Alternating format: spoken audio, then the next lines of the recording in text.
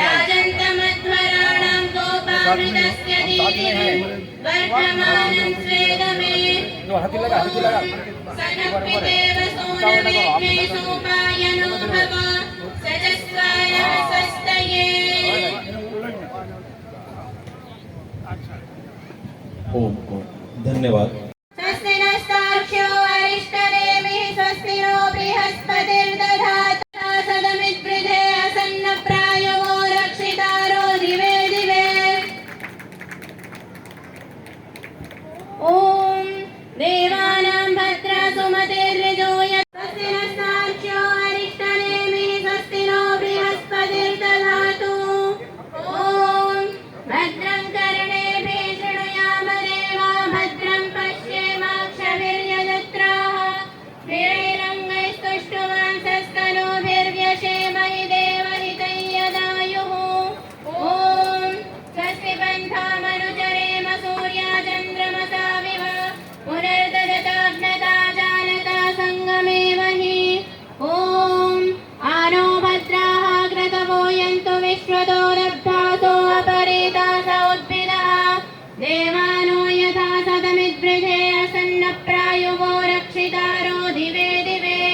ॐ देवानां भद्रा सुमतिर्यजोयतां देवानां रातिरभिनो निवर्ततां देवानां सख्यमुपसेति मा वयं देवान आयुः प्रतिरन्तु जीवसे। ओम ओम अग्नेरय सुपधाराये अस्मान् विश्वानि देव वयुनानि विद्वान् युयोध्यस्मज्जुहुराणवेनो भूयिष्ठान्ते नमौक्तिं विधेम स्वाहा। ॐ भूर्भुवः स्वः तत्सवितुर्वरेण्यं भर्गो देवस्य धीमहि धियो यो नः प्रचोदयात्। स्वाहा। ॐ तिष्ठन्तिभ्यः स्वाहा। ॐ स्रवन्तिभ्यः स्वाहा। ॐ स्यन्दमानाभ्यः स्वाहा। ॐ गोप्याभ्यः स्वाहा। ॐ सूर्याभ्यः स्वाहा। स्वाहा। ॐ धूमाय स्वाहा। ॐ अभ्राय स्वाहा। ॐ उद्गृह्णते स्वाहा। ॐ उद्गृह्णाय स्वाहा। ॐ प्रश्नते स्वाहा। ॐ शीघ्रायते स्वाहा। ॐ पृष्ठाभ्यः स्वाहा। ॐ राजोनिभ्यः स्वाहा। ॐ निहाराय स्वाहा। आ जाइए। बोलो यक्ष भगवान की जय। धन्यवाद। सो युवा यजमानोનો અગ્નિની તીવ્રતા વધારવામાં ખૂબ તપસ્યા કરી सृष्टिकृत आहुति प्रायश्चित की आहुति प्रायश्चित के लिए दे दे।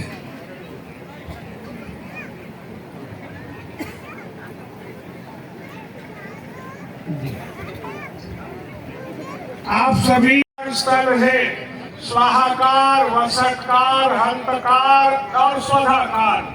स्वाहाकारेण हंत वसटकारेण देवा उपजीवन्ति, हंतकारेण मनुष्या उपजीवन्ति, स्वधाकारेण पितर उपजीवन्ति। मतलब हुआ कि वाणी से स्वाहा और वसट की जो निकलती आहुति उसको देव की सुंदर व्यवहार की वाणी का नाम हंतकार है, उससे मनुष्य लोग तृप्त होते हैं। और स्वधाकार श्रद्धा की वाणी बड़े बुजुर्गों पितरों के लिए देने से पितर लोग तृप्त होते हैं, ऐसा महर्षि ने लिखा। तो स्वाहाकार की वाणी के किस्म से आप सभी लोग धारा प्रवाहित कीजिए, स्वाहा जरूर बोला करें। सृष्टिकृता होती ही ॐ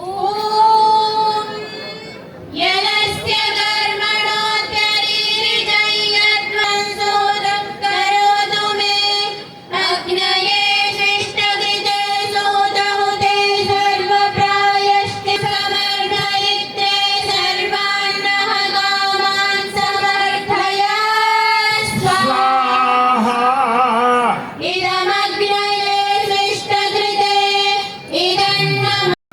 जल्दी बुला लिए थे, देर तक खड़े रहे, थोड़ी सी तपस्या हुई। आप लोग परिक्रमा करके अब बैठे, स्थान ग्रहण कीजिए।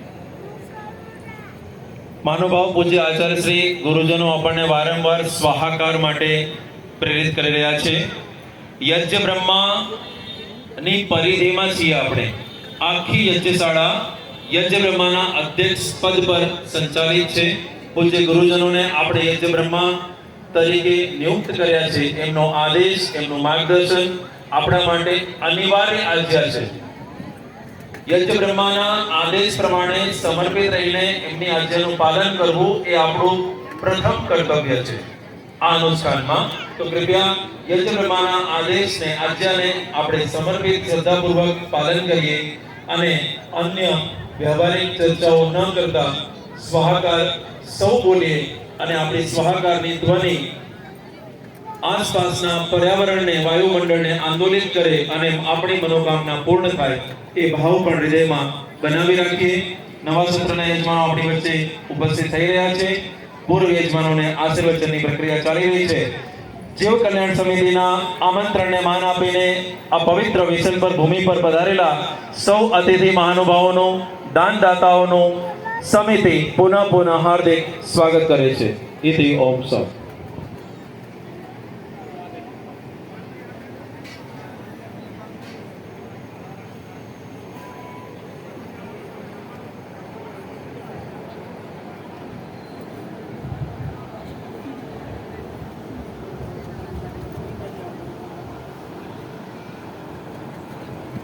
બીજી વાત, ઓમ અમૃતાપિધાય નમઃ સ્વાહા. ત્રીજી બાર, ઓમ સત્યયશઃ શ્રીર્મય શ્રીરિષ્ટયતાં સ્વાહા. क्या है? जब अपने हाथ में बीचनी 2 उंगलियों अंगूठे के साथ लगाकर जल का स्पर्श करें। ओम अक्षरोर्मे चक्षुरस्तु. आंखों में ज्योति के लिए। ओम कर्णयोर्मे श्रोत्रमस्तु. कान में श्रोत्र शक्ति के लिए। ओम बाहोर्मे बलमस्तु. शक्ति और गति के लिए। ओम अरिष्टानि मेंगानि तनुस्तन्वा मे सहसन्तु. समस्त अंगों में छिड़क ले जल, या जो पवित्र व्रत सूत्र ग्रहण कर ले। तन्नो भूमेरन्धय पूर्वकृत्वरी स्वाहा. ओम त्वज्जातास्त्वयि चरन्ति मर्त्यास्त्वं बिभर्षिपदस्त्वं चतुष्पदः. तवेमे पृथिवी पञ्चमानवायेभ्यो ज्योतिरमृतं मर्त्येभ्य उद्यन् सूर्यो रश्मिभिरातनोति स्वाहा. भूर्भुवः स्वः तत्सवितुर्वरेण्यं भर्गो देवस्य धीमहि पर्जन्यवाभिवर्षतो स्वाहा. सहायक यजमानों का धन्यवाद. आइए स्थान. ઉભા રહેલા સહાયક યજમાનોને પ્રાર્થના છે સ્થાન પરિવર્તન કરી યજ્ઞ કુંડની પ્રદક્ષિણા કરીને ગુરુજનોના આશીર્વાદ માટે. सन्नो सन्नः सपतु सूर्यः सन्नः गणितदेवः पर्जन्यो अभिवर्षतो स्वाहा. सहयोगी यजमानों का गावैहागमन् जन्यासौपनो गृहं स्वाहा. ओम घृतं भवस्वधारया यज्ञेषु देववीतमः अस्मभ्यं वृष्टिमापवा स्वाहा. ओम आपवमान सुष्टुतिं वृष्टिं देवेभ्यो दुवः इषेपवस्व संयतं स्वाहा. ओम तेनो वृष्टिं दिवा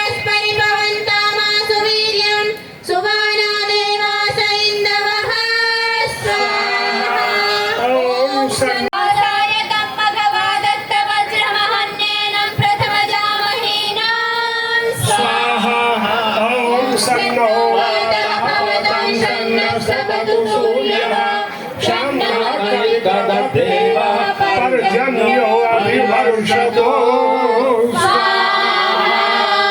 आ जाइए सहयोगी ॐ चन्द्रमानाभ्यः स्वाहा ॐ सूर्याभ्यः स्वाहा ॐ सूर्याभ्यः स्वाहा ॐ भार्याभ्यः स्वाहा ॐ अर्णवाय स्वाहा ॐ समुद्राय स्वाहा ॐ सलिलाय स्वाहा ॐ गाधाय स्वाहा ॐ धूमाय स्वाहा ॐ अभ्राय स्वाहा वृद्धश्रवाः स्वस्ति नः पूषा विश्ववेदाः स्वस्ति नस्तार्क्ष्यो अरिष्टनेमिः स्वस्ति नो बृहस्पतिर्दधातु ॐ भद्रं कर्णेभिः श्रूयामदेवा भद्रं पश्येमाक्षभिर्यजत्राः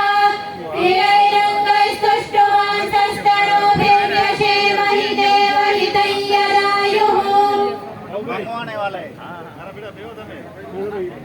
ॐ स्वस्ति पन्था मनुजरेम सूर्य चन्द्रमसाविव पुनर्दधताग्नता जानता सङ्गमे महि ॐ आनो भद्राः कृतवो यन्तु विश्वतो लब्धासो अपरीतास उद्भिदः देवानो यथा सदमिद्गृहे असन्नप्रायुवो रक्षितारो दिवे दिवे ॐ देवानां भद्रा सुमतिर्यो यतां देवानां रातिरभिनो निवर्तताम् देवानाहि शरणोपपृथ्व्याः स्वाहा ॐ अयोध्येव दुर्मद आहि जुह्वे महावीरं तु विबाधं ऋजीशं नातारीदस्य समृद्धिं वधानां सम्रुजानां बभूव स्वाहा ॐ नीचावया भवद्वृत्रपुत्रेन्द्रो अस्याभवधर्जभार उत्तरासूरधरः पुत्रः आसीद्दानुजये सह वत्सारधेनुः स्वाहा ॐ समुद्राय स्वाहा ॐ सलिलाय स्वाहा ॐ वाताय स्वाहा ॐ धूम्राय स्वाहा ॐ अभ्राय ओम सन मिहाकरम् अग्निष्टविद्या सर्वं सृष्टं सुहृतं करोतु मे अग्नये सृष्टकृते सुहृतहुते सर्वप्रायश्चित्ताहुतीनां काम स्वाहा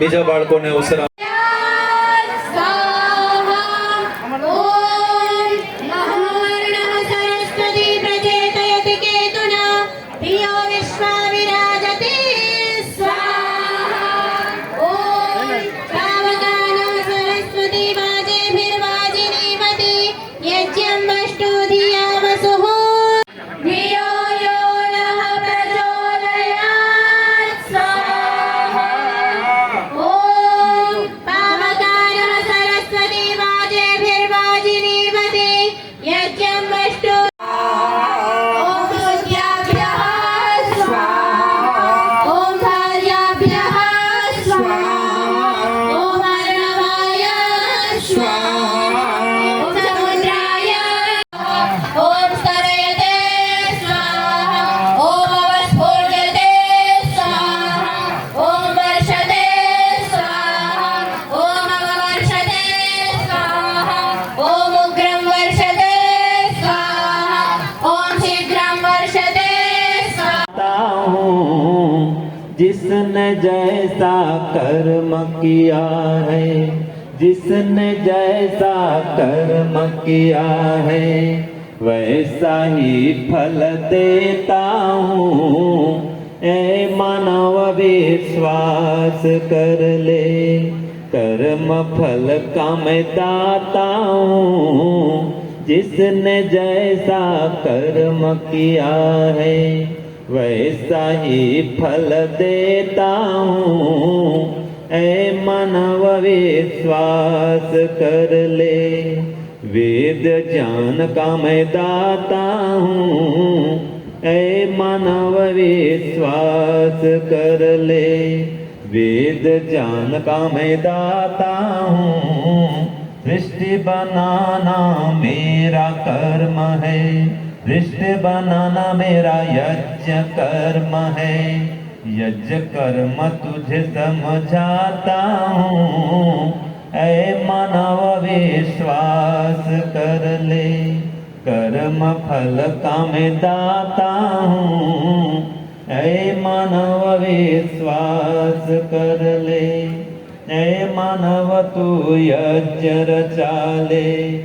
यज्ञानुष्ठान से सुख देता हूँ।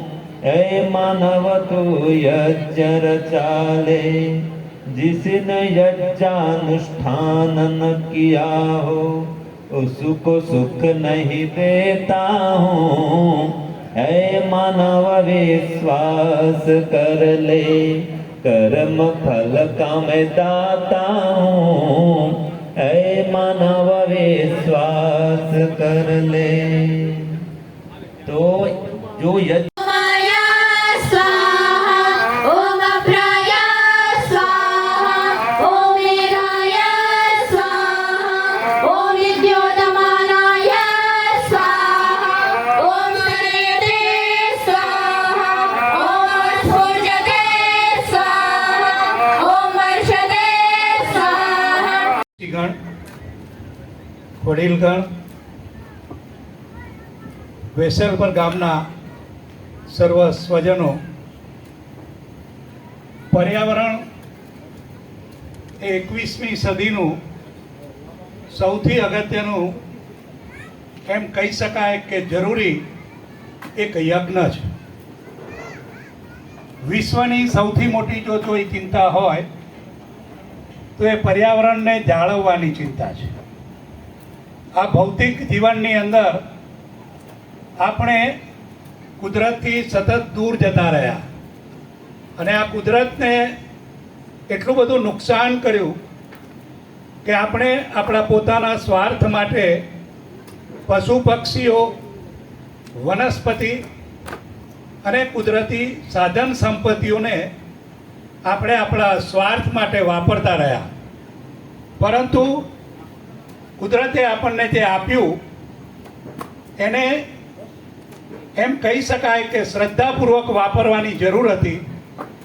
પરંતુ જ્યારે સ્વાર્થ માટે વાપરવાની શરૂઆત કરી ત્યારે આપણે પર્યાવરણને ખૂબ મોટું નુકસાન કર્યું. અને આ પર્યાવરણની જાળવણી માટે જ્યારે વેસલપર ગામ એ આ વર્ષા યજ્ઞ કરી રહ્યું હોય ત્યારે આપણે ભગવાનને એ પ્રાર્થના કરીએ કે ભગવાન અમારાથી જે કાંઈ ભૂલો થઈ હોય એ ભૂલોને અમે સુધારીએ અને કમસે કમ એક વૃક્ષ તો આપણે વાવીએ. માત્ર વાવીએ નહીં પણ એની જાળવણી પણ કરીએ અને આવનારી પેઢીઓને આપણને જે આપણા બાપ દાદાઓએ આપ્યું એવું સુંદર પર્યાવરણ આપણે એમને આપીએ. અને એ આ યજ્ઞનો ખરેખર એમ કહી શકાય કે આપણે સંકલ્પ લીધો હશે કે દરેક વ્યક્તિ જે આ હવનની અંદર જોડાય છે એ આજે સમાજની અંદર, રાજ્યની અંદર અને રાષ્ટ્રની અંદર એક એક વ્યક્તિએ પોતાના જીવન ઉપર આધારિત એવું કુદરતને ક્યારેય નુકસાન નહીં કરે અને વૃક્ષોનું અવશ્ય જતન કરીશું. પશુ પક્ષીઓને પણ આપણે સાચવીશું. અને એવી ભાવના સાથે આ યજ્ઞની અંદર મને આમંત્રણ આપ્યું અને મને હાજર રહેવા માટે ખરેખર જે આ એક સુંદર તક આપી. કારણ કે ગયા વર્ષે પણ જ્યારે હવન એ મનોજભાઈ સોલંકીએ કુકમાની અંદર જ્યારે કર્યું હતું એ વખતે પણ મને ખાસ આમંત્રણ આપ્યું હતું પણ હું આપી નહોતો શક્યો. પણ આ વખતે વેસલપરમાંથી આ રવિભાઈ અને મિત્રો એ જ્યારે આમંત્રણ આપવા આવ્યા અને મને ખૂબ આનંદ થયો કે કચ્છની અંદર પર્યાવરણની જાળવણી માટે દરેક ગામ જે ચિંતા કરી રહ્યું છે એ ચિંતાઓ એ સમગ્ર દેશ અને રાષ્ટ્રે પણ કરવાની જરૂર છે. અને તો જ 21મી સદીનું ભારત એ આપણે કહી શકીએ કે વિશ્વની અંદર આપણા દેશને આપણે આગળ લઈ જઈશું, ટકાવી શકીશું અને આપણે દુનિયાને એક નવો રાહ ચીધી શકીશું એવી ભાવના સાથે આપ સૌને વિરમું છું. અસ્તુ. પ્રાણિવાદજૂતાનિયन्तु મહર્ષવસ્ય નદતો નભસ્વતો વાશ્રાપઃ પૃથિવીં તર્પયन्तु સ્વાહા. ॐ समीक्षयन्तु तविषाः सुदानवोपं रसा ओषधीभिः सदन्तां वर्षस्य सर्गा वहयन्तु भूमिं पृथक् जायन्तामोषधयो विश्वरूपाः स्वाहा. ॐ समीक्षयस्व गायतो नभान्स्य भावेगासः पृथक् उद्विजन्तां वर्षस्य सर्गा वहयन्तु भूमिं पृथक् जायन्तां वीरुधो विश्वरूपाः. हे अरिष्टहर्ता करुणाकर आदि व्याधि हरो अज्ञान ज्ञान सिंधु गुरु बृहस्पति यजमानो में भरो सत ज्ञान. ओम तच्चक्षुर्देव हितं पुरस्ता शुक्रमुच्चर पश्येम शरदः शतं जीवेम शरदः शतं शृणुयाम शरदः शतं प्रब्रवाम शरदः शतमदीनः स्याम शरदः शतं भूयश्च शरदः शतं स्वाहा. जगदीश यह विनय है सब वीरवर कहावे होकर शतायु स्वामिन तुमसे लगन लगावे 100 साल तक हमारी आंखें हो ज्योतिधारी कानों में शब्द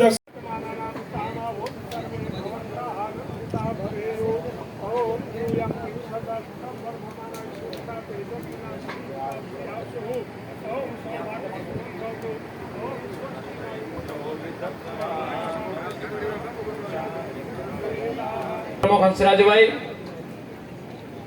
સંસ્કારધામ લક્ષ્મીનારાયણ કેન્દ્ર સ્થાનના માનનીય પ્રમુખ ગંગારામ બાપા, હું બાપા રાજુભાઈ રામાણી, આપણે ધીરુભાઈ જરા કપાઈ જજો, માળા પહેરાવો તો આ સાઈડ જોજો.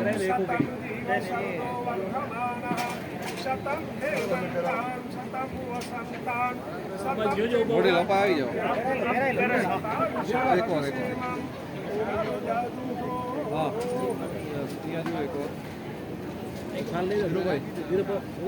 બંને પ્રમુખોને એક નાનકડા ગામ વેસલપરની અંદર હમણાં થોડી વાર પહેલા હંસરાજભાઈ કચ્છ યુનિવર્સિટીના માનનીય કુલપતિ મોહનભાઈ ધોળુ થોડી નો જે આ કાર્ય ચાલી રહ્યું છે એમાં ઉપસ્થિત વેદોક્ત વિચારધારાના સૌ સ્ટેજ ઉપરના મહાનુભાવો તેમજ સર્વે ભાઈઓ માતાઓ અને બહેનો, બહુ જ અતિ સુંદર યજ્ઞનું કાર્ય છે.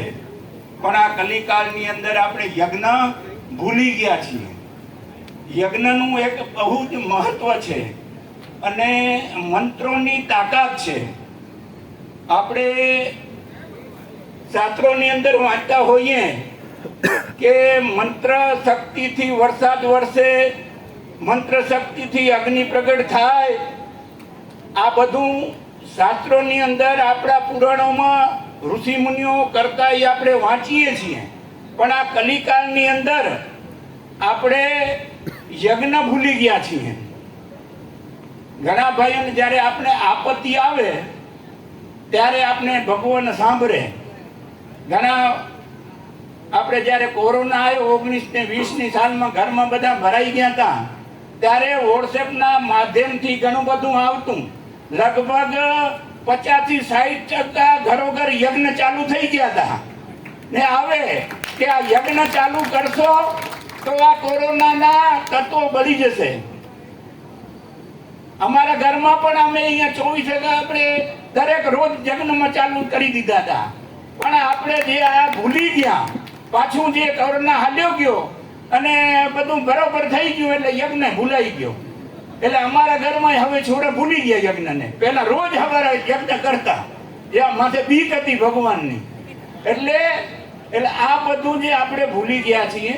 તો યજ્ઞનું ભલે તમે સવારના ટાઈમ કાઢી અને સહપરિવાર જો તમે સવારના 10 કે 15 મીટર જેટલી તમારાથી ભગવાન અગ્નિનારાયણને પ્રગટ કરી અને મંત્રોનો ઉચ્ચાર કરીને આહુતિ આપો તો એ અત્યારે જીવંત જો કહીએ આપણે ભગવાન જીવંત તો અગ્નિનારાયણ છે. તમે દેખી શકો છો અને એને તમે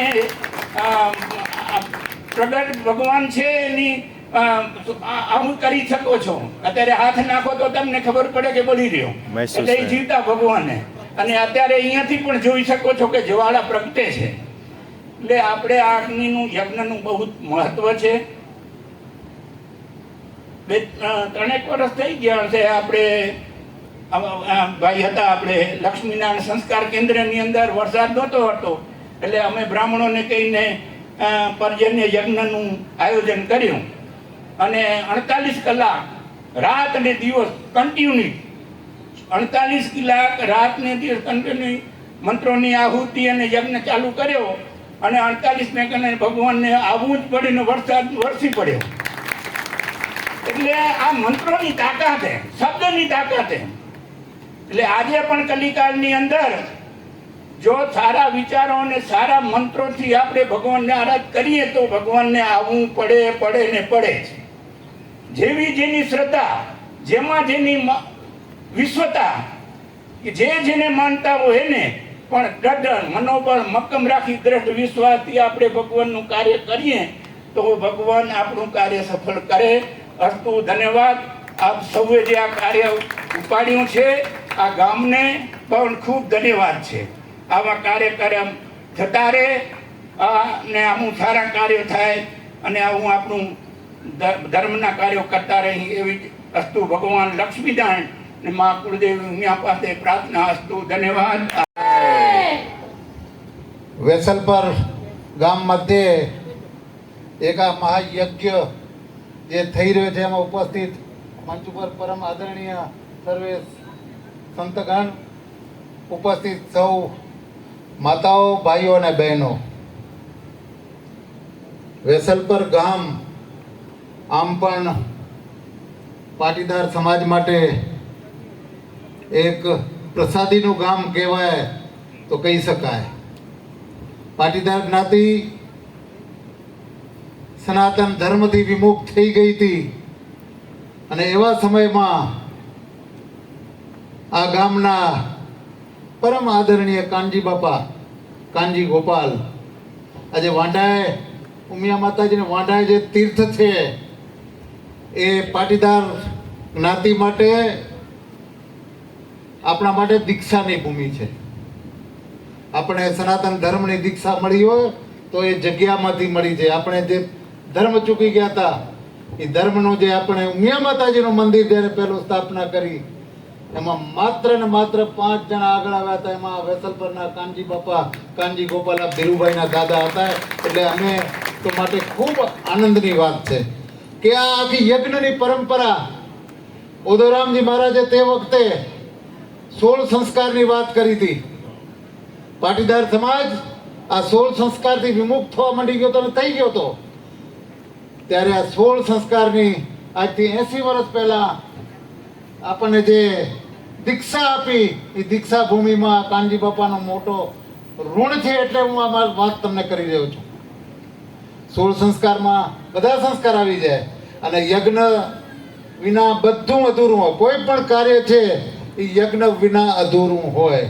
પણ આ જ યજ્ઞમાં જે આપણે આહુતિ આપીએ છીએ, જે સામગ્રી હોમીએ છીએ, એ સામગ્રી જો સાત્વિક ન હોય તો યજ્ઞનું પરિણામ ન મળે. આપણે ગાયનું શુદ્ધ ઘી વાપરીએ છીએ, એની જગ્યાએ અન્ય ઘી વાપરવામાં આવે તો કદાચ જે એનું કેમિકલ રિએક્શન થાય ને, અને જે સમિધા નાખી છે ને એ અને ઘી અને ત્રીજો અગ્નિ ભેગો થાય, આ બધું થાય એટલે વાતાવરણ શુદ્ધ થાય. કારણ કે અહીંયાથી એવી ઉર્જા જનરેટ થાય છે, એવી આખી વસ્તુ ઉત્પન્ન થાય છે અને એ આખી બ્રહ્માંડમાં જવાથી બ્રહ્માંડનું શુદ્ધિકરણ થાય છે અને વરસાદ ને બધું જે આવે છે એમાં યજ્ઞનું બહુ મોટું મહત્વ છે. હું તો ભાગ્યશાળી રહ્યો છું કે હું આ ત્રીજો યજ્ઞ કચ્છમાં મને લાગે થાય છે અને ત્રીજા યજ્ઞમાં ત્રણે યજ્ઞમાં મને હાજરી આપવાનો મોકો મળ્યો છે. પહેલા મગવાણામાં થયો, પછી કુકમામાં થયો, આજે અહીંયા થઈ રહ્યો છે. આજે આપણે બધા આમાંથી પ્રેરણા લેવાની છે કે જ્યારે પણ આપણે એમ થાય કે કંઈક વિચારોમાં કંઈક થોડીક આપણે એમ નબળાઈ આવતી હોય ને, ત્યારે યજ્ઞ થતો યજ્ઞ નામ બેસીને આહુતિ આપો, તમારું મન શુદ્ધ થઈ જશે. શુદ્ધ થશે તમારા પ્રશ્ન ઓટોમેટિક હલ થઈ જશે. તો ટાઈમ થઈ ગયો છે, વધારે મારે નથી કહેવું. હું ખરેખર આ ગામને અને આ ગામના જે પણ આયોજકો છે એ આવું સુંદર કામ કરી અને બધાને આ યજ્ઞ સાથે જોડ્યા. વ્યક્તિગત યજ્ઞ તો થતા હોય, ઘરમાં આપણે દીપક, આપણા દેવ મંદિરમાં દીપક જલાવીએ છીએ, એ પણ એક નાનો યજ્ઞ જ છે. આમ તો ઘી, શુદ્ધ ઘીની આપણે દીવો કરીએ છીએ, એ પણ એક આવું યજ્ઞ જ છે, પણ એનું સ્વરૂપ જુદું છે. પણ આ સ્વરૂપે આપવાથી એની આખી જે અસર પડતી હોય એ ખૂબ સારી પડતી હોય. આમાં આપણા બાળકોને પણ પ્રેરણા મળશે, બાળકો પણ જોશે, સમજશે કે આ યજ્ઞ શેના માટે કરે છે. તમારી પાસે ક્યુરિયોસિટીમાં પૂછશે તો તમારે આપણે બધાએ એને સમજાવવું જોઈએ. નાના બાળકોને આપણે સમજાવશું તો આપણું જે આખું પરિવર્તન આપણે સામાજિક જે ઈચ્છી રહ્યા છીએ એ પરિવર્તન આ રીતે જ આવશે. આપે અમને અહીંયા બોલાવી અને જે એટલું તમે કંઈ મોટું કામ કરી નથી નાખ્યું છતાં પણ માન સન્માન આપ્યું, એ અમારી સંસ્થાઓનું સન્માન છે અને સંસ્થાને સમર્પિત કરીએ છીએ. આપે આ યજ્ઞમાં જે કંઈ ભાગ લીધો એ બધાને આ યજ્ઞનું સુંદર સારું પરિણામ 1 વર્ષમાં દેખાશે એવું આપણે મા ઉમિયા પાસે અને ભગવાન લક્ષ્મીનારાયણ પાસે શ્રદ્ધા સાથે પ્રાર્થના કરીએ છીએ. એનું પરિણામ આવતા વર્ષે મળશે. તો વધુ વાત ન કરતા આપ સર્વેનો ખૂબ ખૂબ આભાર. सनातन धर्म की जय. 1% कैप्रिलिक एसिड है जो कफ विनाशक माना गया, जिसमें 2% लोनिक एसिड, लिनोलिक एसिड और लिनोलेनिक एसिड है जो मुक्त ऑक्सीजन मूलकों से बचाता है, रक्षा करता है, प्राणप्रद वायु को बढ़ाने के काम करते हैं. इसमें 5% मेलिक एसिड है. जो मेलिक एसिड सेव फल में है वही मेलिक एसिड घी में है, जो स्मृति वर्धक या बुद्धिवर्धक एसिड है. इसके अंदर स्टेरिक एसिड और माइरेसिक एसिड 2% की मात्रा में है, जो हमारे रक्त के अंदर आरबीसी और डब्ल्यूबीसी को नियंत्रित करने का काम करते हैं. ये सारे जो एसिड्स है गौघृत के अंदर वो आज्य है और आज्य के प्रभाव को हमारा मन ग्रहण करे और मन प्रफुल्लित हो जाए, क्योंकि इस गौघृत के अंदर अन्य और जो तत्व हैं जैसे एथिलीन के ऑक्साइड, प्रोपिलीन के ऑक्साइड, बीटा प्रोपियोलेक्टोज जैसे तत्व हैं, वो सौमनस्य कारक हैं, मन को आह्लाद और प्रसन्नता देने वाले हैं. इसलिए यजुर्वेद के ऋषि कहते हैं मनो ज्योतिर्जुषाम आज्यस्य बृहस्पतिर्यज्ञमिमं तनोत्वरिष्टम. ये अरिष्ट, बाधा रहित और आरोग्यता देने वाले यज्ञ को बृहस्पति देव इसको तन्वताम बढ़ाए. विश्व देवा इहम आदियंतम. संपूर्ण देवगण यहाँ आह्लादित और प्रसन्न हो जाएं. ओम प्रतिष्ठा. ऐ दुनिया के लोगों ओम में स्थित हो जाओ. ये वैदिक प्रेरणा यजुर्वेद की है. संक्षेप में शेष बातें फिर आपके सामने रखेंगे. हमारे बीच पूजनीय आचार्य शीतल जी हैं. एक पल व्यतीत કરવામાં આપણે સમર્થ નથી.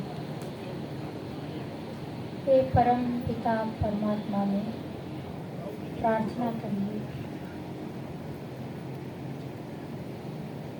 પરિચિત શબ્દો છે, શબ્દોની સાથે ભાવ બનાવીએ અને એ જ ભાવ ભજનથી ભગવાનની ભક્તિ કરશે. આપણા શબ્દોને પ્રાર્થનામાં બદલશે. ભાવ શુદ્ધિ પર ધ્યાન રહે. શાંત મનથી પરમ પિતા પરમાત્માની પ્રાર્થના.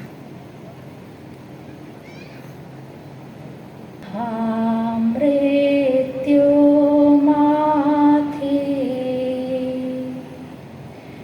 અમૃત સમીપે નાથ લઈ જા. હે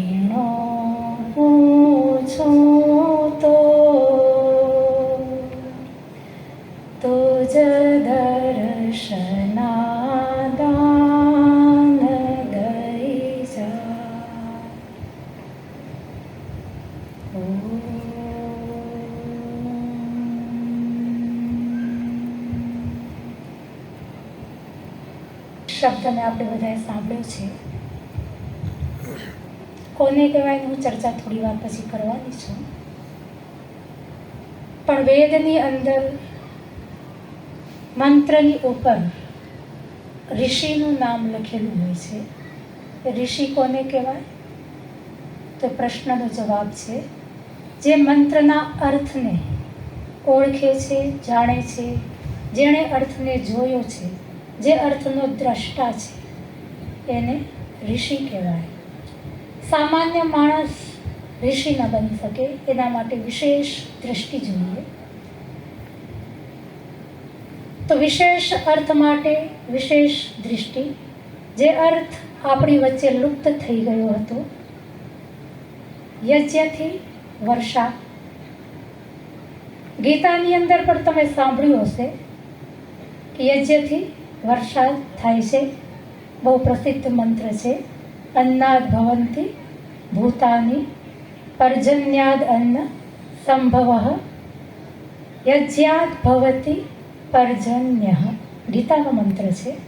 યજ્ઞાત, યજ્ઞથી પર્જન્ય, પર્જન્ય અર્થાત વૃષ્ટિ. પણ એ પ્રક્રિયા કઈ હતી? યજ્ઞથી વૃષ્ટિ થાય છે. વેદની અંદર સેંકડો મંત્ર છે, પણ એ શબ્દ આપણી સામે હતા. પ્રક્રિયા કઈ હતી? કઈ પ્રક્રિયાથી આપણે વૃષ્ટિ સુધી પહોંચી શકીએ? જે આપણી વૈદિક પ્રક્રિયા ઋષિ મુનિઓએ આપણને આપી હતી.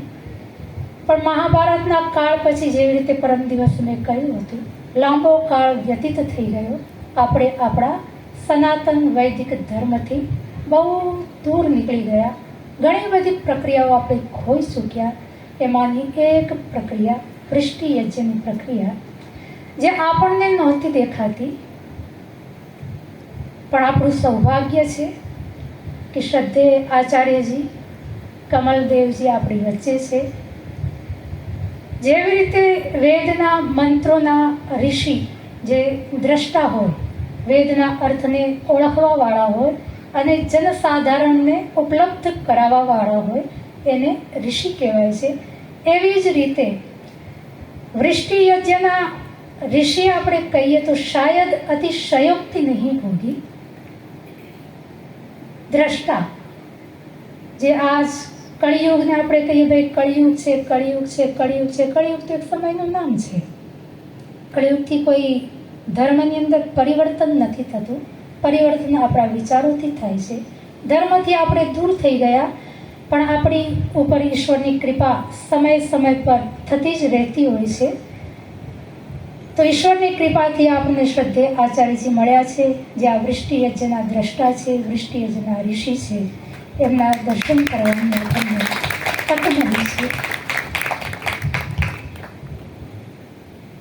સ્વામી શાંતાનંદજીથી પણ તમે બધા વર્ષોથી પરિચિત છો. વર્ષોથી કચ્છી હું નથી ઓળખતી, કચ્છી ભાષામાં હું નથી જાણતી, પણ સ્વામીજી વચ્ચે વચ્ચે કચ્છીમાં પણ બોલી લેતા હોય છે. ગુજરાતી, કચ્છી, હિન્દી. સ્વામીજી કઈ ભાષા બોલે છે ખબર નથી પડતી, પણ આપણે લોકો એમની ભાષાને બહુ સરસ રીતેથી પોતાની ભાષા લાગે એવી ભાષામાં સૌમ્ય સ્વભાવના ધની સ્વામી શાંતાનંદજી પણ આપણી વચ્ચે ઉપસ્થિત છે. અને જે પરમ દિવસે શબ્દ આપણને શ્રદ્ધેય આચાર્યજીએ આપ્યો હતો, અનાહિતાગ્નિ. તમને આ અનાહિતાગ્નિનો પરિચય, શાસ્ત્રીય પરિચય જે છે, અને અગ્નિનું જે મહત્વ છે, કારણ કે શાસ્ત્રો તમે ભણ્યા નથી અને લોકની અંદર પ્રચલિત નથી, પણ અનાહિતાગ્નિની અંદર આહુતિ નાખવી, આહુતિ આપવી એ સાધારણ વાત નથી. તો આપ પણ સૌ સૌભાગ્યશાળી યજમાનો છો કે આજ અનાહિતાગ્નિની અંદર આહુતિ આપવાનો આપણને અવસર મળી રહ્યો છે. અને એ અવસર આપણને વારે વારે મળે એના માટે આપણે પ્રયાસ કરતા રહીએ અને પરમપિતા પરમાત્માને પ્રાર્થના કરીએ કે આપને સદબુદ્ધિ આપે, કે આપણે અનાહિતાગ્નિની અંદર આહુતિ નાખવાનો અવસર. કારણ કે લોકોની 8 અરબ કરોડ આ સંસારની અંદર જનતા છે, એની અંદર આપણે જ સૌભાગ્યશાળી છીએ કે જે અનાહિતાગ્નિ શબ્દને સાંભળવાનો અવસર મળ્યો છે. બધા લોકો વંચિત છે. જ્યારે અનાહિતાગ્નિ શબ્દ સાંભળ્યો, એનાથી આપણે પરિચિત થયા, તો હવે આપણું સૌભાગ્ય આપણા હાથમાં છે કે આપણે અનાહિતાગ્નિની અંદર આહુતિઓ આપીએ તો એ સૌભાગ્યનું નિર્માણ પણ આપણે જ કરવાનું છે. આપણું આ સૌભાગ્ય દુર્ભાગ્યમાં ના બદલાઈ જાય એવી ઈશ્વરથી કામના કરીએ. અને બહારથી પધારેલા વિશેષ અતિથિ મહાનુભાવો, જેમના સાનિધ્યની અંદર આ દિવ્ય વાતાવરણનું મહત્વ વધી ગયું છે. બહારથી પધારેલા અતિથિ મહાનુભાવો, માતાઓ, પિતાઓ, ઘણી બધી વાતો હું 2 દિવસથી મુખ દ્રષ્ટા બનીને જોઈ રહી છું, કારણ કે મારા માટે આપેલો વૃષ્ટિયજ્ઞ છે. ઘણી બધી વાતો મનમાં આવે છે કે ભાઈ કેટલી બધી વાતો આપણે વચ્ચેથી આપણે શબ્દોનો પ્રયોગ કરી રહ્યા છીએ, પણ એના મર્મને સમજી નથી શકતા, જાણી નથી શકતા. ખાલી શબ્દોનો પ્રયોગ કરીને ખુશ થઈ જઈએ છીએ. મારી ઈચ્છા છે કે શબ્દોથી તમને પરિચિત કરાવો. વિષય તો મારો બીજો કંઈક હતો, મેં વિચાર્યો હતો, પણ શબ્દોથી જેટલા પરિચિત થશું એટલા જ આપણે આપણી સંસ્કૃતિથી જોડાશું. એટલે જે દૈનંદિન જીવનની અંદર આપણે જે શબ્દનો પ્રયોગ કરી રહ્યા છીએ એ શબ્દોથી આપણે પહેલાં પરિચિત થઈ જઈએ એવી મારી ઈચ્છા છે. તો એનાથી આપણી શ્રદ્ધા વધશે. અને શ્રદ્ધા છે તો યોગ દર્શનની અંદર કહેવામાં આવ્યું છે કે શ્રદ્ધા જનની એવ યોગીનમ પાતિ. જનની અર્થાત મા કી સમાન. માતા જેવી રીતે બાળકની રક્ષા કરે છે એવી જ રીતે શ્રદ્ધા પણ આપણી રક્ષા કરે છે. તો એ શ્રદ્ધા ત્યારે જ ઉત્પન્ન થશે જ્યારે આપણે આપણા શબ્દોની સાથે ભાવથી જોડાશું, ખાલી શબ્દોથી નહીં. અને ભાવ ત્યારે ઉત્પન્ન થાય જ્યારે શબ્દનો અર્થ આપણને સમજણ પડે. તો એક શબ્દ હું આવીશું ત્યારથી લગાતાર સાંભળી રહીશું कि सत्य सनातन धर्म की, उसके बाद क्या बोलते हैं, बोलिए जी, सत्य सनातन धर्म की जय बोलिए जी. પણ એ સત્ય સનાતન ધર્મ એક શબ્દ આની અંદર ઓછો છે, એ જોડાઈ જશે ઓટોમેટિક. આ 3 શબ્દોનો અર્થ કયો છે ખાલી આજે આપણે એટલું સમજવાનું છે. અને કયો શબ્દ એની અંદર ઓછો છે એ તમારે શોધવાનું છે. અને મારો વાત જ્યારે પૂરી થાય ત્યારે તમારે એ બતાવવાનું છે કે આની અંદર કયો શબ્દ એક ઓછો છે. આ સૃષ્ટિની શરૂઆત કરી. આશ્ચર્ય છે કે ઈશ્વર પણ સૃષ્ટિની જ્યારે શરૂઆત કરે છે તો યજ્ઞથી કરે છે. એટલા માટે હમણાં ધોળુ બાપાએ કીધું કે યજ્ઞ નારાયણનો શબ્દ આપીને ગયા છે, એ ગલત નથી. યજ્ઞ નારાયણ જીવંત ભગવાન, એને આહુતિ આપો તમને પાછી આપશે. આપણે મંદિરમાં 56 ભોગ ધરાવીએ, ભગવાન એમાંથી કાંઈ પણ લેતા નથી. આ ભગવાનને તમે સવારથી આપી રહ્યા છો, 3 દિવસથી આપી રહ્યા છો, 12 માસ આપતા રહો. ભગવાન ક્યારે એમ નહીં કે મારું પેટ ભરાઈ ગયું. તમે જે પણ આહુતિમાં આપશો એ બધી જ આહુતિ સ્વીકાર કરે છે. ઉપરથી સોમરસ પાણીના રૂપમાં ટપકી રહ્યો છે, એ પણ એ સ્વીકાર કરી રહ્યા છે. લીલોતરી કેટલી બધી એની અંદર નાખવામાં આવે છે, એ પણ સ્વીકાર કરી રહ્યા છે. સૂકી આયુર્વેદિક ઔષધિયા કેટલી બધી માત્રામાં નાખવામાં આવે છે, એ પણ સ્વીકાર કરી રહ્યા છે. અને આપણી જેમ એ પણ ઘૃત પ્રેમી છે, એમને પણ શુદ્ધ દેશી ગાયનું ઘૃત પ્રિય છે. અને જેટલી ઘૃતની આહુતિ આપો અને જે વસુધારાની અંદર એનું સ્વરૂપ દેખાય છે, વિરાટ સ્વરૂપ, ભગવાનના ઘણા બધા સ્વરૂપ છે. તો એ વિરાટ સ્વરૂપનું જે દર્શન કરાવે છે એ જ આપણને બતાવે છે કે ભગવાન કહે છે મને ઘૃત પ્રિય છે. અને ઘૃત કયું આચાર્યજીએ બતાવ્યું, ઘૃતનો મતલબ થાય ગૌ ઘૃત. અને ગૌનો મતલબ દેશી ગાય. એ કેવું ના પડે, જર્સી ગાય ગાય નથી. દેશી ગાય જેની ખૂંદ હોય, ખૂંદ વગરની કોઈ પશુ ગાય કહેવાય જ નહીં. તો તમારે ગાય લેવા જાઓ તો પહેલી એની પહેચાન ખૂંદ હોવી જોઈએ. અને ગળાની અંદર જે ગળકંબળ, આ 2 દેશી ગાયની પહેચાન છે. ગળકંબળ હોવો જોઈએ અને ખૂંદ હોવી જોઈએ. આ દેશીપણાનું નિશાની છે. તો આપણા ઘરની જે ગાયો છે એનો કલર કાળો હોય તો એને બદલી નાખજો, ગોરી હોવી જોઈએ કાં તો લાલ હોવી જોઈએ. ખૂંદ વગરની હોય તો એ ગાય નથી. તો આપણે એને ગાય કહી દઈએ છીએ પણ એ વાસ્તવમાં ગાય નથી. તો દેશી આપણે ભગવાનની પૂજા કરીએ છીએ, તો ભગવાનની પૂજા માટે શુદ્ધ સામગ્રી હોવી જોઈએ. કારણ કે ભગવાને આ સંસાર બનાવીને આપણને આપી દીધો. હવે એને આપવા માટે છટાંક ઘી માટે પણ આપણે કંજુસાઈ કરીએ તો એ સારું ન કહેવાય. તો પરમપિતા પરમાત્મા જ્યારે આ સંસારને બનાવે છે તો એ પણ યજ્ઞથી જ આ સંસારની શરૂઆત કરે છે. બધી જ વસ્તુઓ આપણને યજ્ઞના માધ્યમથી જ આપી રહ્યો છે. યજુર્વેદનો 31મો પુરુષ સૂક્ત લગભગ 31મો અધ્યાય છે. એની અંદર યજ્ઞ સ્વરૂપ પુરુષ, પરમેશ્વરને પુરુષ કહેવામાં આવ્યું છે. તો જેવી રીતે આપણે પુરુષ નિર્માણ કરીએ છીએ એવી જ રીતે પરમપિતા પરમાત્મા પણ આ સંસારનું નિર્માણ કરે છે. એટલા માટે એને પણ પુરુષ કહેવાય છે. પુરુષ તરીકેની એક કલ્પના કરવામાં આવી છે અને પુરુષને જ યજ્ઞ કહેવામાં આવ્યું છે. અને યજ્ઞમાંથી જ આપણને સંસાર બનાવીને આપ્યો. જેવી રીતે કોઈ વસ્તુ આપણા ઘરની અંદર નવી આપણે લઈ આવ્યા, ફ્રીજ લઈ આવ્યા, ટીવી લઈ આવ્યા, ઘરઘંટી લઈ આવ્યા, મિક્સી લઈ આવ્યા, કોઈ પણ વસ્તુ લઈ આવીએ છીએ, મોબાઈલ લઈ આવીએ છીએ, તેની સાથે એક બુકલેટ આવે છે, નાની એક પુસ્તિકા આવતી હોય છે. પુસ્તિકા આપણને બતાવવા માટે છે કે આ વસ્તુનો પ્રયોગ કેવી રીતે કરવાનો છે. તો જ્યારે પરમપિતા પરમાત્માએ આ સંસાર બનાવીને આપણને આપી દીધો તો આપણા માટે તો પહેલો દિવસ હતો. આપણે તો સંસારને ઓળખતા નહોતા કે ભાઈ આ વસ્તુ શું છે, એનો પ્રયોગ કેવી રીતે કરવાનો છે, એની અંદર કેવી રીતે રહેવાનું છે, કેવી રીતે વ્યવહાર કરવાના છે, આપણને એની કાંઈ જ ખબર નહોતી. તો પરમપિતા પરમાત્માએ એમની દિવ્ય વાણી, વેદ વાણીના માધ્યમથી જે પવિત્ર અંતઃકરણના મનુષ્યો હતા, જેને આપણે આદિ ઋષિ કહીએ છીએ, એમના અંતઃકરણમાં પ્રેરણાના માધ્યમથી જે વાણીને આપી છે, આ સંસારનું મહત્વ બતાવવાવાળી વાણી, સંસારના એક એક પદાર્થનું મહત્વ બતાવવાવાળી વાણી અને એક એક વ્યક્તિને કોની સાથે કેવી રીતે વ્યવહાર કરવો, કઈ વસ્તુનો કેવી રીતે પ્રયોગ કરવો, એ બધું જ વિજ્ઞાન સૂત્ર રૂપમાં, સંક્ષિપ્ત રૂપની અંદર જે વાણીના માધ્યમથી બતાવ્યું એ વાણીનું નામ છે વેદ. તો વેદ આ સંસારની સૌથી પહેલી વાણી ઈશ્વરની વાણી છે, એ મનુષ્યની વાણી નથી. એટલા માટે એ સ્તુતામયા વરદા વેદ માતા, એની અંદર એ વેદવાણીનું જ પ્રશંસા કરવામાં આવી છે. તો આ જે વેદ છે, વેદની અંદર જ બધી વસ્તુઓ બતાવેલી છે. આ વેદની અંદર જે વસ્તુ કહેવામાં આવી કે ભાઈ આ તારીખ કરવાની છે, કારણ કે પરમપિતા પરમાત્મા આપણે બધા જ માનીએ છીએ કે આપણો પિતા છે. પરમ પિતા, પરમ પિતા અર્થાત એનાથી ઉપર કોઈ પિતા નથી, એવો પિતાને કહેવાય પરમ પિતા. और वेद स्वयं કહે છે કે ઈશ્વર માતા છે. સ્તુતા મયા વરદા વેદ માતા. તો આ વેદ માતા ઈશ્વરના શબ્દો છે, કોઈ સામાન્ય માણસના શબ્દ નથી. ઈશ્વર સ્વયં કહે છે હું તમારી માતા છું. વેદના માધ્યમથી જ્ઞાન આપવાવાળી માતા નિર્માતા ઘણા બધા બચ્ચાને પેદા કરી દે છે. જનનીનું મહત્વ જોવા જઈએ તો પશુ આપણાથી આગળ છે, પણ માતાનું મહત્વ જોવા જઈએ તો આપણને એ મનુષ્યની અંદર મળશે.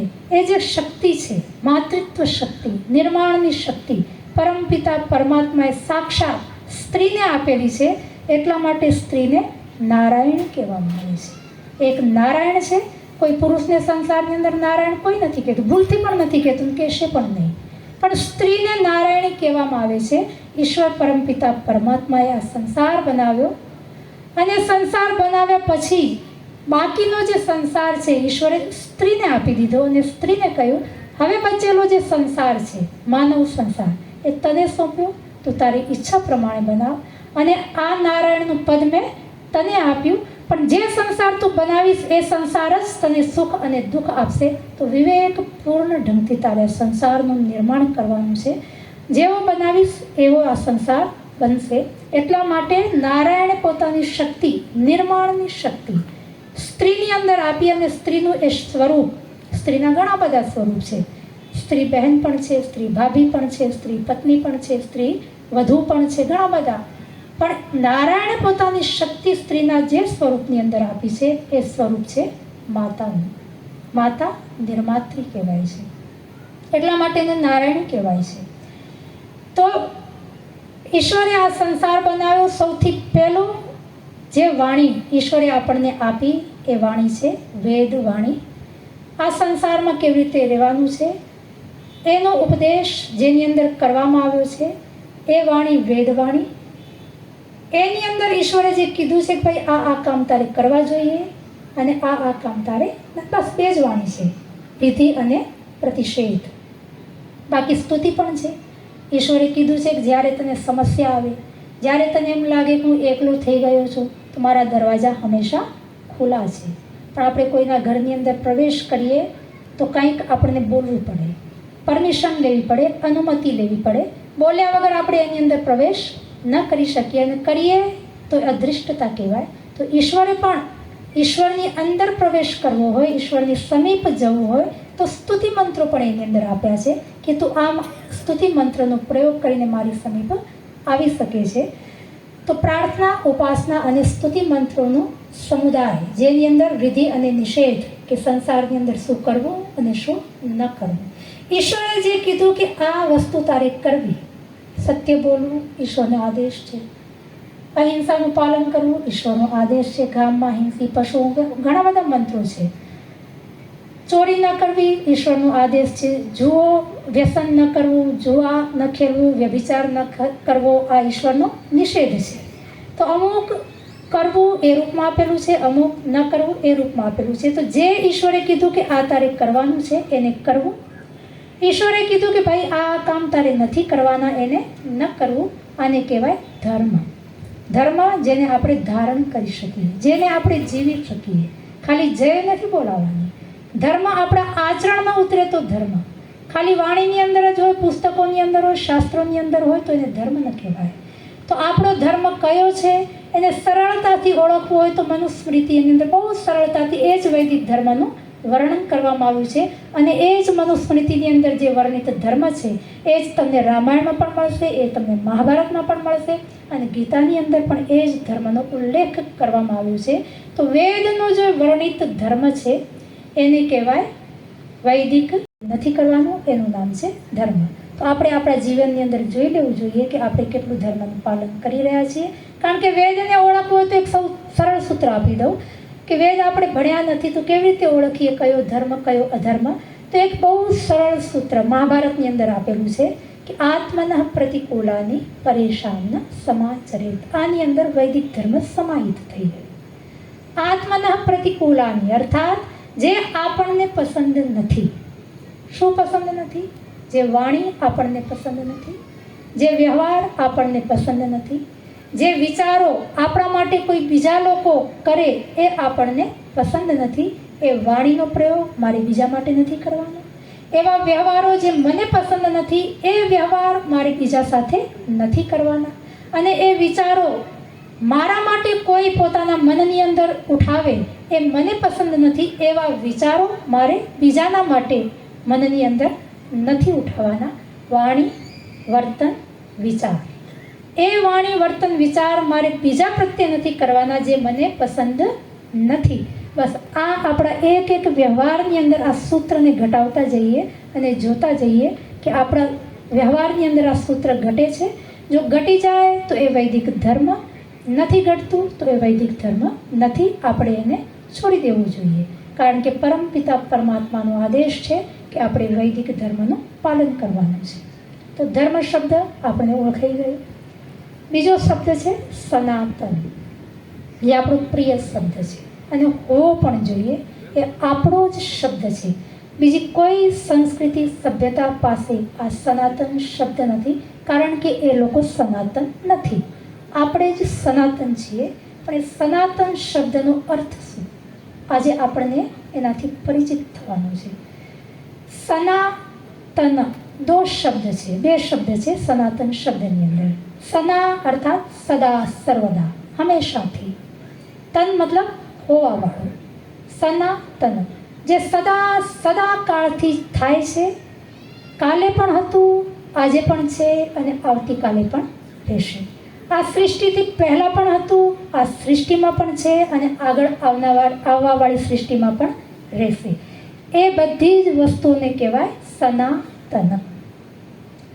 તો આપણે જે ધર્મની જય બોલાવી રહ્યા છીએ એ કયો ધર્મ છે?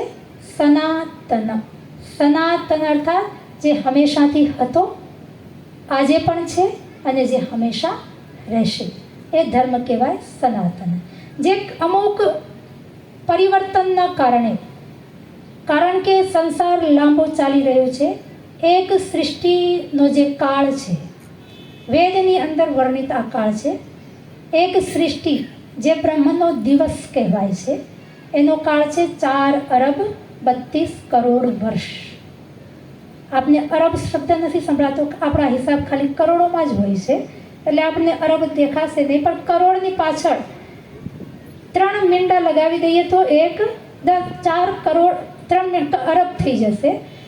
તો 4 અરબ 32 કરોડ વર્ષ આજ સુધી લગભગ સૃષ્ટિને 2 અરબ વર્ષ પૂરા થવાની તૈયારી છે. લગભગ આપણે આ સૃષ્ટિને અડધી પાર કરી ચૂક્યા છીએ. આપણું જીવન તો 100 વર્ષનું છે અધિકતમ. આજનું જીવન તો 70-80 વર્ષ મથીને છે.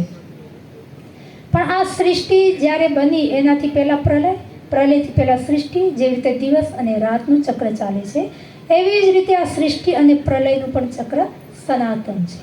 ક્યારેય એવું નહીં થાય કે સંસાર નહોતો, ક્યારેય એવું નહીં થાય કે સંસાર નહીં રહે. અનાદિ અનંત કાળથી આ સંસાર ચાલી આવી રહ્યો છે અને ચાલતો જ રહેશે. તો સનાતનનો અર્થ શું થયો? સનાતન એ જે હંમેશાથી હતો, આજે પણ છે અને હંમેશા રહેશે. કોઈ તાત્કાલિક પરંપરાઓ જે આપણા જીવનની અંદર આવી જતી હોય છે, જેવી રીતે આપણા બાપાઓ ધોતિયું પહેરતા હતા, આજે આપણે ધોતિયું ખાલી શોખ માટે પહેરીએ છીએ, કાં તો હવન માટે, એ પાછું પેન્ટ ઉપર. ખાલી ધોતિયું પહેરવાની હિંમત આજે પણ આપણી અંદર નથી. ધોતિયું સંભાળવું કઠણ કામ છે, અને આપણા બાપ દાદાઓ ધોતિયું પહેરીને ખેતરનું પાણી પણ વાળતા હતા. તો એ ધોતિયું એક જમાનામાં હતું, એ સનાતન કહેવાશે? ધોતિયાને સનાતન કહેશો? ધોતિયું સનાતન નથી. સાડીની પરંપરા આપણી દાદીમાઓ, આપણી માતાઓ પહેરતી હતી. આજ પણ માતાઓને સ્વામીજી ઘડી ઘડી યાદ અપાવે છે, ભાઈ કમસે કમ આવતી આપવા માટે તો સાડી પહેરીને આવો, કારણ કે આપણો પરિવેશ છે. આપણે રામાયણ મહાભારત આપણા કાવ્યો છે. આપણું વ્યવહારિક જીવન કેવું હોવું જોઈએ, તો એના માટેનો જે ઇતિહાસ, સત્ય ઇતિહાસ અને નિકટનો ઇતિહાસ, આપણા બધાનો ઇતિહાસ, એમાં તમને કોઈ પણ એક પાત્ર એવું મળી જાય જે પેન્ટ શર્ટ ટાઈ સૂટ પહેરીને આવ્યું હોય. કોઈ આવ્યું હતું? આટલું મોટું યુદ્ધ કર્યું, લડી મર્દાની વો તો ઝાંસી વાલી, ખૂબ જય બોલાવીએ છીએ. લક્ષ્મીબાઈની બહુ જય જયકાર કરીએ છીએ, પણ લક્ષ્મીબાઈએ સૂટ સલવાર પહેરીને ઘોડા ઉપર ચડી હતી? એ સાડી પહેરીને જ ચડી હતી. તો આપણી આ પરંપરાઓ સાડીની, સૂટ સલવારની હવે તો ખબર નહીં કેટલી વિકૃત થઈ ગઈ છે. તો આ સનાતન પરંપરાઓ નથી. ધર્મ અને સંસ્કૃતિની અંદર થોડો એક ફરક છે, એને આપણે સમજવું જોઈએ. ધર્મ સનાતન જ હોય, ધર્મની અંદર ક્યારે પરિવર્તન ન થાય. કપડાં પહેરવા ધર્મ છે, સનાતન ધર્મ છે મનુષ્ય માટે. મનુષ્ય સામાજિક પ્રાણી છે, એ સમાજની અંદર રહે છે. કપડાં પહેર્યા વગર મનુષ્યને રહેવાનો અધિકાર ઈશ્વરે નથી આપ્યો, એને કપડાં પહેરવા પડશે. કપડાં પહેરવા એ ધર્મ છે, પણ ધોતિયું પહેરવું, પેન્ટ પહેરવું એ સંસ્કૃતિ છે. ધર્મ અને સંસ્કૃતિની અંદર થોડું અંતર છે. સંસ્કૃતિમાં સમયની સાથે સાથે થોડું પરિવર્તન સ્વીકાર્ય છે. ધર્મ તો સનાતન જ હોય, ધર્મની અંદર પરિવર્તન ન થાય. પણ સંસ્કૃતિ પણ ધર્મની મર્યાદાની અંદર જ પરિવર્તિત થઈ શકે. ધર્મની મર્યાદાની બહાર જઈને સંસ્કૃતિને પણ અનુમતિ નથી પરિવર્તિત થવાની. તો આપણને આ સંસ્કૃતિ અને સભ્યતાની મર્યાદા જે છે એ ધર્મ છે. તો આપણને ધર્મથી પહેલાં પરિચિત થવું પડશે. તો આ સંસ્કૃતિ અને ધર્મ, તો સંસ્કૃતિ સમયની સાથે થોડી બદલાતી રહેતી છે, પણ ધર્મ હંમેશા સનાતન. તો જે આપણા ઉત્પન્ન થવાથી પહેલાં પણ હતો, જે મારા દાદા બાપ દાદાઓના પણ ઉત્પન્ન થવાથી પહેલાં હતો, જે આ સૃષ્ટિ ઉત્પન્ન થઈ એનાથી પહેલાં પણ તો કેટલી બધી સૃષ્ટિઓ થઈ ગઈ. આપણે રામને ત્રેતાયુગમાં માનીએ છીએ અને કૃષ્ણને રામને દ્વાપર યુગમાં માનીએ છીએ અને કૃષ્ણને ત્રેતાયુગમાં માનીએ છીએ. તો આ સૃષ્ટિ, આ કલિયુગ ચાલી રહ્યો છે. કલિયુગના 4,32 કરોડ વર્ષનો સમય છે. ટોટલ એક ચતુર્યુગી છે. આ એક મોટો મહાકાળ છે, જેની ગણના આપણે રોજ સંકલ્પ પાઠ બોલીએ છીએ, એમાં અપડેટ કરીએ છીએ કે ભાઈ આજ કયો દિવસ છે. આ સંસારની અંદર આપણે કયા દિવસે અને કઈ જગ્યાએ યજ્ઞ કરી રહ્યા છીએ એનો અપડેટ રોજ આપણે સંકલ્પ પાઠમાં કરી રહ્યા છીએ. તો આ સૃષ્ટિ પહેલી સૃષ્ટિ નથી. રામ અને કૃષ્ણ પણ થઈ ગયા છે. એનાથી પહેલાં પણ સતયુગ હતો.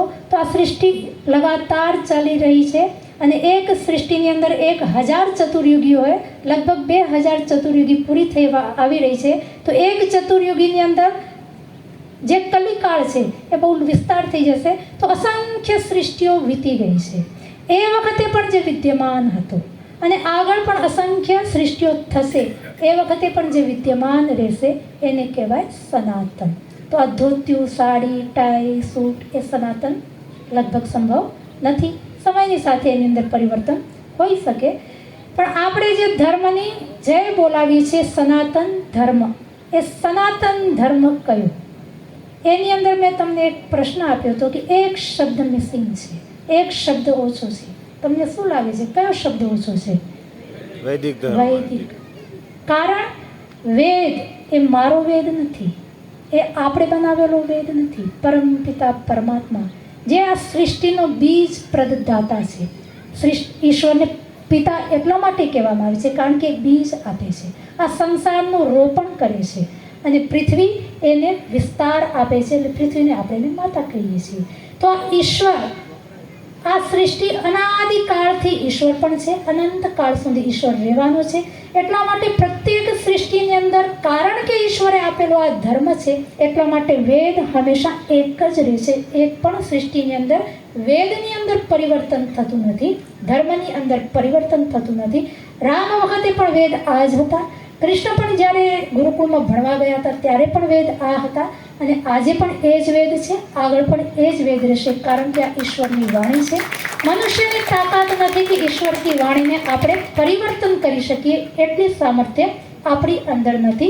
તો સત્ય સનાતન વૈદિક ધર્મ કી જય બોલેંગે આજ से. और સત્ય શબ્દ, સત્ય પણ જે હંમેશાથી હતું, છે અને હશે, જેની અંદર પરિવર્તન થતું નથી, જે વાસ્તવિક છે, જે કાલ્પનિક નથી, જે મિથ નથી, એને કહેવાય સત્ય. જેને આપણે જીવી શકીએ, જેને આપણે અનુભવ કરી શકીએ. તો આજથી આપણા જયકારાની અંદર આપણે એક શબ્દ જોડી દેવાનો છે. એ શબ્દ આપણી સંસ્કૃતિ અત્યંત પ્રાચીન છે, પરમેશ્વરી સંસ્કૃતિ છે. परमपिता परमात्मा अपना मार्गदर्शक છે, એમની વેદ વાણી પ્રમાણે नहीं किए हैं वो सूट पहन सकते हैं, लेकिन ओढ़ने के साथ में, और घर में भी रहें तो ओढ़ने के साथ में, बाहर जाएं तो भी ओढ़ने के साथ में. ये हमारा परिधान है, वैदिक संस्कृति है. हम सीता माता को मानते हैं, रुक्मणी माता को मानते हैं, वो हमारा आदर्श है. शीतल बहन को देख लो, तो जो हम अपनी सुरक्षा चाहते हैं, सम्मान चाहते हैं, तो ड्रेस का प्रभाव पड़ता है. मैं ये ड्रेस नहीं पहनूं, मैं जीन्स पहनूं और यहाँ बैठूं तो शोभा देगा? नहीं देगा ना. ये 3-4 भाई आए थे, पीले कपड़े, पीला धोती, पीला और कुर्ता, हमने उनको फोटो खिंचाए बुला करके, लव कुशमान लग रहे थे. तो आप सबसे निवेदन है माताओं बहनों से कि आप ओढ़ने का प्रयोग जरूर करें, घर में भी, जहाँ भी जाएं. और खास करके तो हमारी मर्यादा है सास ससुर के सामने और जेठ के सामने. जेठ माने पतिदेव के भैया, और सास ससुर, उनके सामने तो ओढ़नी होना ही चाहिए. कोई बड़ी लाए गांव के, उनके सामने ओढ़नी होना चाहिए. और साथ में ये आप लगा दो दुपट्टा तो और अच्छा है ना, ऊपर में लगा दो तो और अच्छा है ये. तो एक बात ये मैंने बता दी. एक बात और सूचना के लिए है, विश्राम भाई जी ने कहा था है कि विश्राम भाई जी बैठे हैं, चले गए. चलो, उन्होंने सूचना दी थी. हाँ है, आपकी सूचना मैं कर दो. भाई थोड़ा आओ, तो आओ थोड़ा सा. ये तो इसमें संविधा भी है, सब कुछ है. ये आपातकाल की बात है, यहाँ सब देख पाएंगे ऊपर में. हाँ, पूरा खोल दो. हवन कुंड बनाएंगे. जिसके पास में ये सामर्थ्य नहीं है अभी, या उपलब्ध नहीं हो रहा है, हाँ ऐसे करो, पूरा खोल दो इसको. ये देसी हवन कुंड मैं बता रहा हूँ. बस बस इतना ही पर्याप्त है.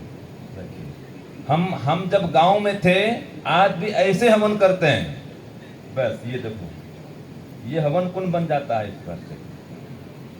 ये हो गया और ये हो गया हवन कुंड, है कि नहीं है?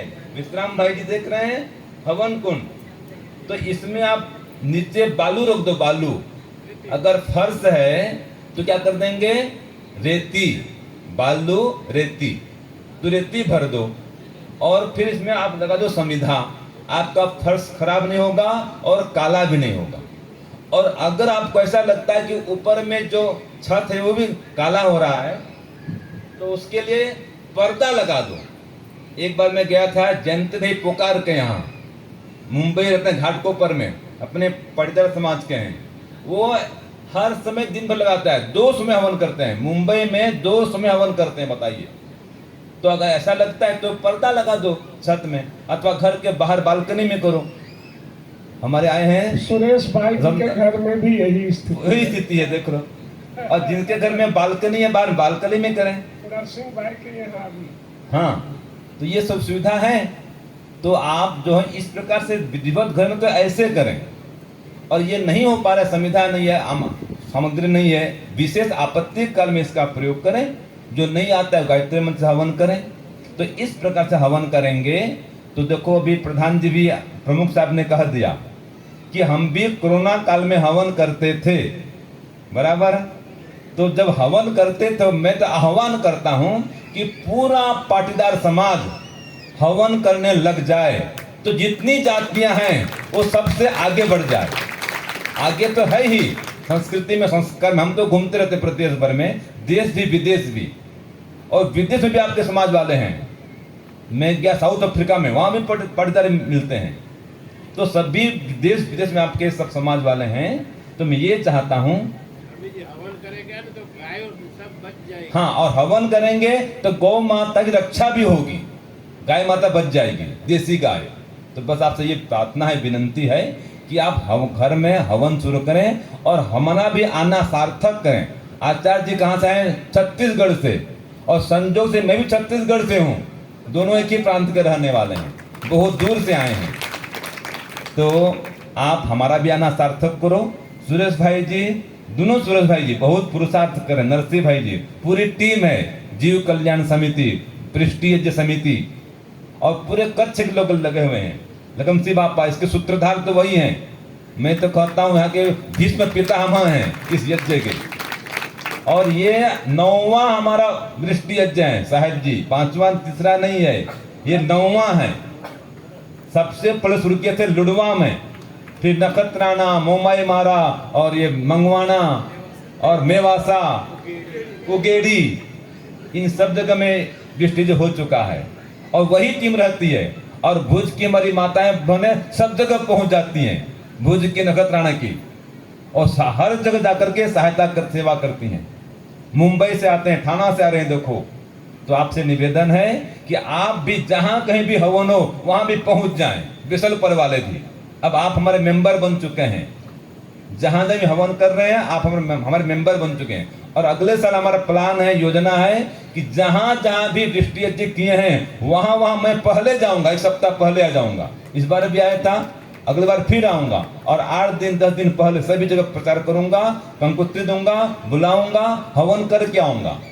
तो आप सब लोग इसको अपनाएं, जीवन को महान बनाएं, परिवार को स्वर्ग बनाएं। ओम शांति, ओम श्राम।